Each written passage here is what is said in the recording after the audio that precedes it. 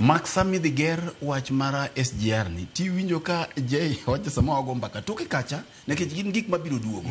maki neno ka ja surveyor moro seloso apise moro matin ei mabati moro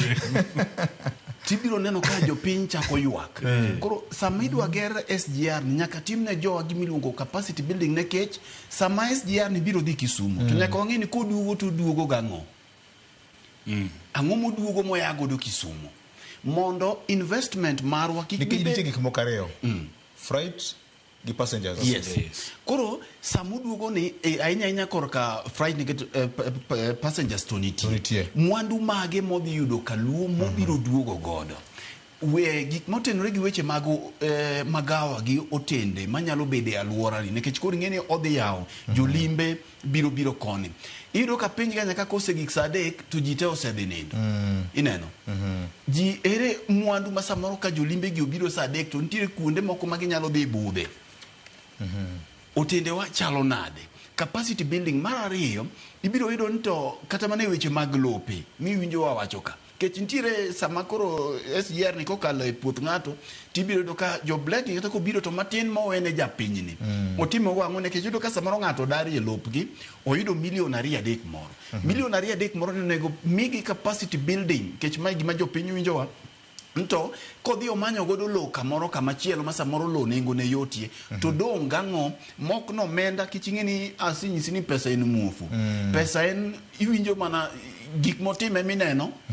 to bang' yudo ka samoro mondo ming'ani ne ka omenda ni odhi invest godo gini samoro yudo ka omedo wendo ne moro welo ging'e ga ng'weyo much pesa kama pesa nitie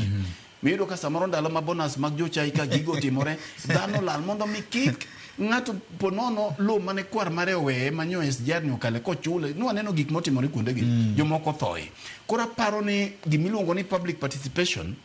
gi capacity building ng'ini to ere kaka inyalo bi timene jowa mondo mi kik gini weni samoro okelo hinyruok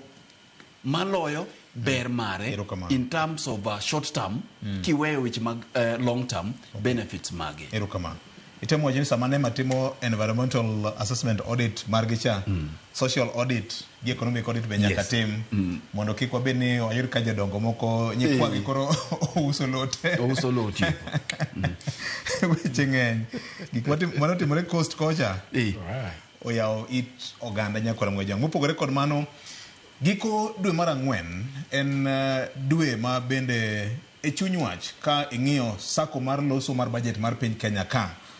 wang'eyo ni bunge mar piny Kenya osebedo ka gwelo ji mopogore migepe mag sirikal bang' ka dwe mar 2 ka